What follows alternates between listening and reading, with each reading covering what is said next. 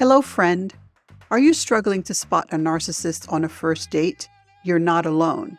Have you ever gone on a date that felt like an emotional roller coaster? The kind where everything seems perfect at first, but halfway through you're like, wait, what? Well, don't worry. I've got you covered. Today I'm going to break down 6 key signs that will help you spot a narcissist before things go way too far. Plus, stay tuned till the end because I'm going to share a super easy way to protect yourself from getting swept up. So let's dive in. Story number 1. Picture this. I'm sitting across from a guy who looks amazing on paper. He's charming, funny, and attractive. But then the conversation takes a weird turn. We're talking about hobbies, and all of a sudden he says, I'm amazing at everything I do. I never fail at anything. I'm basically perfect. I remember blinking at him. Wait, what? I laughed awkwardly, hoping that he was joking, but nope, he was dead serious. He genuinely believed that he was flawless. I mean, no one's perfect, right? And that right there, my friend, is a big red flag. Narcissists have this inflated sense of self-worth, and they will not hesitate to tell you how perfect their lives are. It's all about their successes, their accomplishments, and their superiority. And let me tell you, if everything revolves around them, your needs or feelings are hardly a priority, both now and later on in the relationship. This is a classic narcissist move, building themselves up at the expense of others. What is a narcissist? A narcissist is a person with an excessive sense of self-importance. They crave admiration and often lack empathy for others. They are the star of their own show, and everyone around them is just an extra in their plot. When you're dating someone like this, you might notice that they never really ask about you. They're too busy telling you how amazing they are. Sounds like fun, right? Well, it's not. But don't worry, I've got the antidote for this toxic behavior, and we'll dive into that later.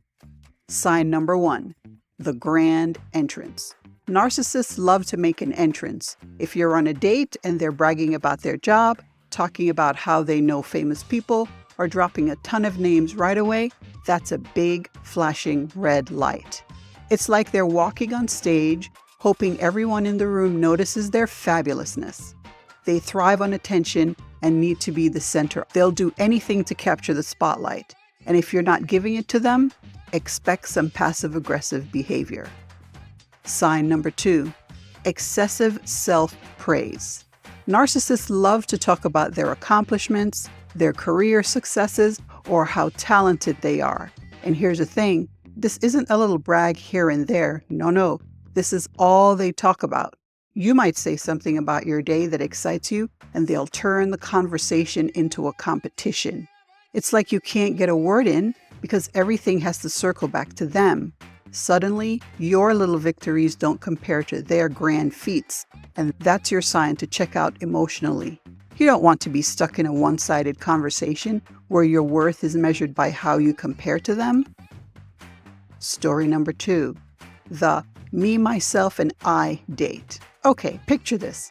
I once went on a date with someone who spent the entire evening talking about his career.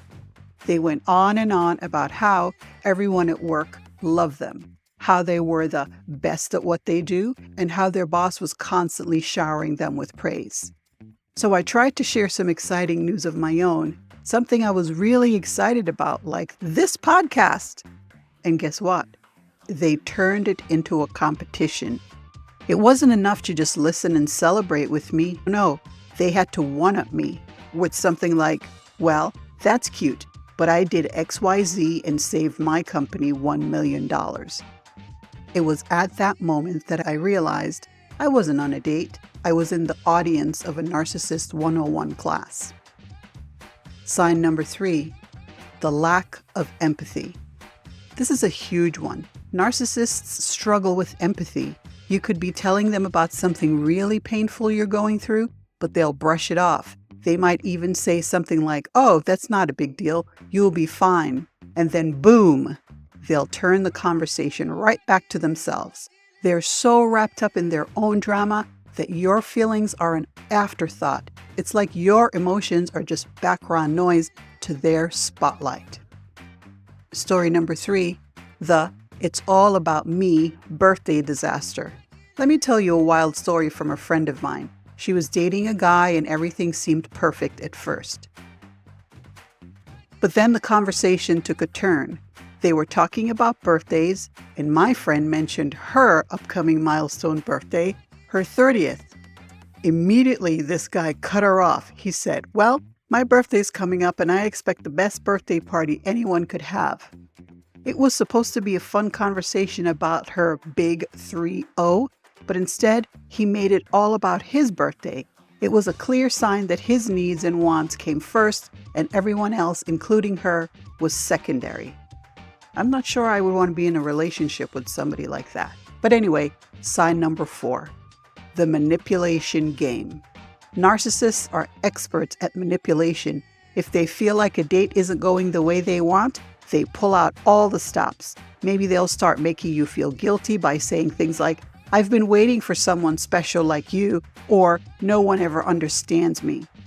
It's a classic move designed to make you feel responsible for their happiness. But here's the thing, you're not responsible for their emotional state. If someone is trying to manipulate your emotions, that's your cue to get out. Sign number 5, the love bombing technique. This one is sneaky. Narcissists often use love bombing to win you over on a first date. They'll shower you with compliments, attention, and affection. You feel like the most special person in the world until you don't. Once they've got you hooked, though, the love bombing stops. They'll slowly start revealing their true self-centered nature. It's a tactic to get you emotionally invested quickly so they can control the pace of the relationship. Sign number 6, the "I'm always right" mentality. They're never wrong. If you disagree with them or challenge something they say, get ready for a defensive reaction. If they can't control the conversation, they'll control your feelings. So don't waste your energy trying to win an argument with them. It's a never-ending cycle. What's the fix? So now that we know the signs, how do we protect ourselves from these narcissistic traps? Here's the game plan. Number 1, pay attention to self-talk. If they're talking about themselves 90% of the time and you barely get a word in, that's your first red flag. Narcissists need constant validation. Number 2, notice how they treat others. Lack of empathy is a huge red flag. Number 3, set boundaries. If they start manipulating or guilt-tripping, recognize it and stand firm. Don't let them pull you into their drama. Number 4, don't rush the relationship. If you're feeling overwhelmed by the intensity of the affection, also known as love bombing, slow down. Take your time and really get to know them before making any big decisions. Number 5, don't argue with them. If they always have to be right, don't waste your time. It's not about resolving conflicts, it's about their need to win. And number 6, trust your gut. If something feels off, don't ignore it. Your instincts are so important. If something's wrong, listen to that inner voice. All right, that's it for today's episode of Couch Tales, Why We Do What We Do. I hope you feel more empowered to spot those narcissistic red flags the next time you're out on a date. Stay tuned for the next episode and check out my channel for more good tips. Until next time, stay curious, stay kind, and remember, you deserve a relationship that makes you feel seen, heard, and valued, not just a prop in someone else's story. Go ahead and click on the next episode.